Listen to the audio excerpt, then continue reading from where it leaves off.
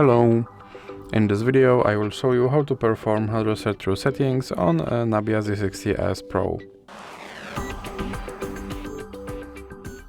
So you have to start by opening your settings application, and then you have to scroll down and click on System and Update, and then click on Reset Options, and then click on Erase All Data Factory Reset, then click again on Erase All Data, and now you have to enter your lock screen pattern. Now click on Erase All Data again.